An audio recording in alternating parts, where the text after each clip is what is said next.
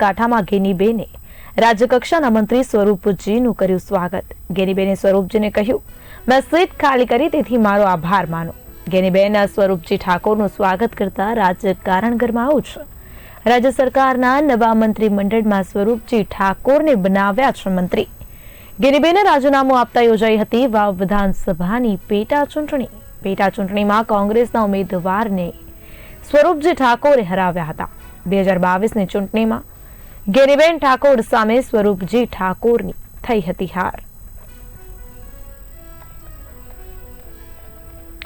મહત્વના સમાચાર। બનાસકાંઠામાં ગેનીબેને રાજ્યકક્ષાના મંત્રી સ્વરૂપજીનું કર્યું સ્વાગત।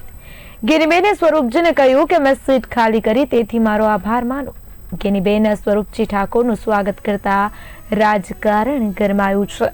તો રાજ્ય સરકારના નવા મંત્રીમંડળમાં સ્વરૂપજી ઠાકોરને મંત્રી બનાવવામાં આવ્યા। ગેનીબેને રાજીનામું આપતા યોજાઈ હતી વાવ વિધાનસભાની ચૂંટણી। આ પેટા ચૂંટણીમાં કોંગ્રેસના ઉમેદવારને સ્વરૂપજી ઠાકોરે હરાવ્યા હતા। ઉલ્લેખનીય છે કે 2022ની ચૂંટણીમાં ગેનીબેન ઠાકોર સામે સ્વરૂપજીની હાર થઈ હતી। મહત્વના સમાચાર। બનાસકાંઠા ખાતેથી સામે આવી રહ્યા છે, જ્યાં રાજ્યકક્ષાના મંત્રી સ્વરૂપજીનું ગેનીબેન દ્વારા સ્વાગત કરવામાં આવ્યું છે। ગેનીબેન દ્વારા આ સમયગાળા દરમિયાન સ્વરૂપજીને કહેવામાં આવ્યું કે સીટ ખાલી કરી તેથી મારો આભાર માનો। આ સાથે ગેનીબેન દ્વારા સ્વરૂપજી ઠાકોરનું સ્વાગત કરવામાં આવતા રાજકીય ગરમાવો જોવા મળી રહ્યો છે। રાજ્ય સરકારના નવા મંત્રીમંડળમાં સ્વરૂપજી ઠાકોરને મંત્રી બનાવવામાં આવ્યા છે। મહત્વનું છે કે ગેનીબેને રાજીનામું આપતા વાવ વિધાનસભાની પેટા ચૂંટણી યોજાઈ હતી। આ પેટા ચૂંટણીમાં કોંગ્રેસના ઉમેદવારને સ્વરૂપજી ઠાકોરે હરાવ્યા હતા। તો બીજી તરફ 2022ની ચૂંટણીમાં ગેનીબેન ઠાકોર સામે સ્વરૂપજી ઠાકોરની થઈ હતી હાર। આ સાથે જ ગેનીબેન દ્વારા સ્વરૂપજીનું સ્વાગત કરાતા રાજકીય ગરમાવો જોવા મળ્યો છે।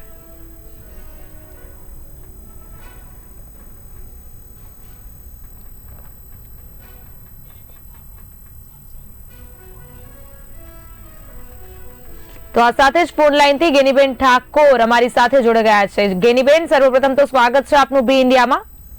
ગેનીબેન, બનાસકાંઠામાં રાજ્ય કક્ષાના મંત્રી સ્વરૂપજીનું સ્વાગત આપના દ્વારા કરવામાં આવ્યું છે, સાથે જ આપનું નિવેદન સામે આવ્યું છે કે મેં સીટ ખાલી કરી તેથી મારો આભાર માનો। શું ઉદ્દેશ્ય હતો આ નિવેદનની પાછળનું? ગઈકાલે હરૂપજી મંત્રી થયા પછી પહેલી વખત સોસાયટીમાં આવતા હતા અને અમે સોસાયટીમાં એક ખાતે જ બધા રહીએ છીએ, એટલે સોસાયટીની પરિવારની ભાવના ગણો, સામાજિક ગણો કે એક તંદુરસ્ત લોકશાહીની પ્રણાલિકા ગણો, એ પ્રમાણે સોસાયટીના રહીશોએ સ્વાગત કર્યું હતું ને એમાં મારી પણ ઉપસ્થિતિ હતી। એટલે હરૂપજીને મંત્રીમંડળને બધાને શુભેચ્છાઓ પાઠવીએ। આમ તો બધું પ્રધાનમંડળ છે, પાવર વગરના પ્રધાનો છે, છતાં પણ આપણે લોકશાહી ઢબે અપેક્ષા રાખીએ કે ગુજરાતના હિતમાં બધા સાથે મળીને કામ કરશે। એટલે કોઈ આ પક્ષકીય નથી કે કોઈ રાજકીય રીતે નથી, માત્ર સોસાયટીમાં એક સોસાયટીના રહીશ તરીકે સોસાયટીમાં પરિવારની ભાવના સાથે સ્વાગતમાં હું હાજર હતી। બિલકુલ થી ગેનીબેન, આપને પૂછવા માંગીશ કે સ્વરૂપજી ઠાકોરને નવા મંત્રીમંડળમાં અત્યારે સ્થાન અપાવું છે, ત્યારે સ્વરૂપજી કેવા વિકાસ કાર્યો કરે તેવી આપ ઈચ્છા વ્યક્ત કરી રહ્યા છો?